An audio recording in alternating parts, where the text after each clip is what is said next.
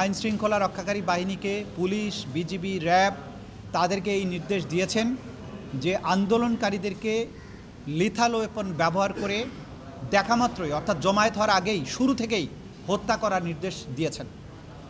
এবং তিনি এটাও বলেছেন যে ড্রোন ব্যবহার করে অবস্থান শনাক্ত করে হেলিকপ্টার থেকে গুলি করে হত্যা করার নির্দেশ তিনি দিয়েছেন।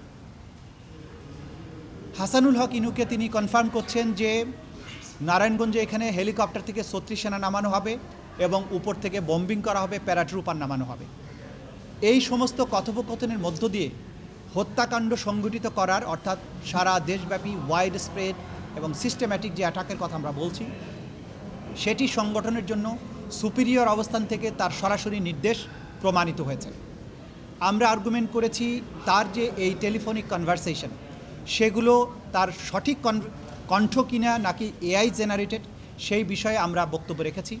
আমরা খুব পরিষ্কারভাবে দেখিয়েছি বাংলাদেশের সিআইডি ক্রিমিনাল ইনভেস্টিগেশন ডিপার্টমেন্ট তারা ফরেনজিক টেস্ট করে বলেছেন এই কণ্ঠস্বর শেখ হাসিনার এবং তার সাথে যাদের কথা হয়েছে ফজলুল তাপসের কণ্ঠস্বর তারা নিশ্চিত করেছেন, হাসানুল হক ইনুর কণ্ঠস্বর তারা নিশ্চিত করেছেন, মাকসুদ কামালের কণ্ঠস্বর তারা নিশ্চিত করেছেন। এবং এই আলাপনটা এটা যে আর্টিফিশিয়াল ইন্টেলিজেন্স দ্বারা করা হয়নি সেটিও তারা নিশ্চিত করেছেন। এডিশনালি বাংলাদেশের বাইরের দুটি প্রতিষ্ঠান বিবিসি এবং আল জাজিরা, বিবিসি তারা একটা আলাদা ফার্মকে এনগেজ করে এই কণ্ঠস্বরগুলো এআই জেনারেটেড কিনা সেই ব্যাপারে তারা পরীক্ষা নিরীক্ষা চালিয়েছেন এবং তারা কনফার্ম করেছেন এটি শেখ হাসিনার কণ্ঠ, এটা এআই জেনারেটেড না, এই কনভারসেশনগুলো জেনুইন। এটার বাইরে আমরা এই অর্ডারটা যে সত্যিকার অর্থে তিনি দিয়েছিলেন সেই ব্যাপারে পুলিশ বাহিনীর তদানীন্তন যিনি প্রধান তিনি সরাসরি কোর্টে সাক্ষী দিয়ে বলেছেন যে এই লিথাল ওয়েপন ব্যবহার করা, হেলিকপ্টার ব্যবহার করা বা ড্রোন ব্যবহার করার ব্যাপারে নির্দেশনা তিনি পেয়েছিলেন। প্রধানমন্ত্রী স্বরাষ্ট্রমন্ত্রীকে বলেছিলেন, স্বরাষ্ট্রমন্ত্রী তাকে টেলিফোন করে জানান যে প্রধানমন্ত্রী তাকে এই নির্দেশ দিয়েছেন। তিনি তখন এই নির্দেশটি তার অধস্তন অফিসারদেরকে জানান। অধস্তন অফিসাররা অর্থাৎ ডিএমপির তদানীন্তন কমিশনার হাবিব, প্রলয় জোয়ারদার তারা এটা তাদের কমান্ড সেন্টারের মাধ্যমে ওয়্যারলেস মেসেজের মাধ্যমে বিভিন্ন কমান্ড পোস্ট বিভিন্ন জায়গায় যে সমস্ত বাহিনীকে নিয়োগ করা হয়েছে তাদের কাছে এটি পৌঁছে দেওয়া হয়। ফলশ্রুতিতে দেশব্যাপী মারণাস্ত্র, আগ্নেয়াস্ত্র ব্যবহারের যে প্রমাণ এই কমান্ড বা এই হুকুমের প্রেক্ষিতে সেগুলোর বিস্তারিত প্রমাণ আমাদের লাইভ উইটনেস যারা আছে তাদের প্রমাণ আমরা দেখিয়েছি, আমাদের ডকুমেন্টারি এভিডেন্স দেখিয়েছি, পত্রপত্রিকার রিপোর্ট দেখিয়েছি, অজস্র ভিডিও ফুটেজ যে কিভাবে লিথাল ওয়েপন ব্যবহার করা হয়েছে, কিভাবে হেলিকপ্টার ব্যবহার করা হয়েছে তার বিস্তারিত প্রমাণ এতটাই অকাট্যভাবে তুলে ধরা হয়েছে। এই আদালত শুধু নয়, আমরা যেটা বারবার বলেছি যে এই এভিডেন্স দিয়ে আন্তর্জাতিক কোনো আদালত হোক, বিশ্বের যে কোনো দেশের যে কোনো আদালতে তোলা হোক, অকাট্যভাবে এই অপরাধীদের এই আসামিদের অপরাধ প্রমাণিত হবে।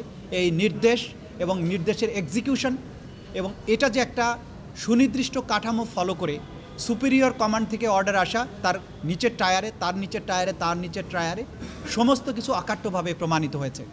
এটাও প্রমাণিত হয়েছে যে এই অপরাধগুলো ছিল ওয়াইড স্প্রেড এবং সিস্টেম্যাটিক।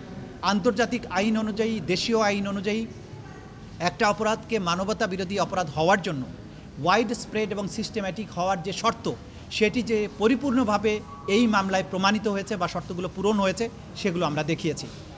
এর বাইরে হেলিকপ্টার থেকে যে গুলি করা হয়েছে এই ব্যাপারে সংশ্লিষ্ট বাহিনীগুলোর কাছ থেকে হেলিকপ্টারের ডিটেইল ফ্লাইটের চার্টার আমরা সংগ্রহ করেছি। সেই ফ্লাইটগুলোতে কতক্ষণ ফ্লাইটের ডিউরেশন ছিল সেগুলো আমরা দেখিয়েছি। সেই ফ্লাইটগুলো অপারেট করেছেন কোন কোন পাইলট তাদের নাম, ফোন নাম্বার আমরা দেখিয়েছি। ওইখানে পাইলট ছাড়া আর কোন কোন সৈনিক বা অফিসার যাত্রী ছিলেন ফ্লাইটগুলোতে সেগুলো আমরা দেখিয়েছি। কি কি অস্ত্র সেখানে ব্যবহার করা হয়েছে, তোলা হয়েছে তার তালিকা আমরা দিয়েছি। কত রাউন্ড গুলি ফায়ার করা হয়েছে সেগুলো আমরা দিয়েছি।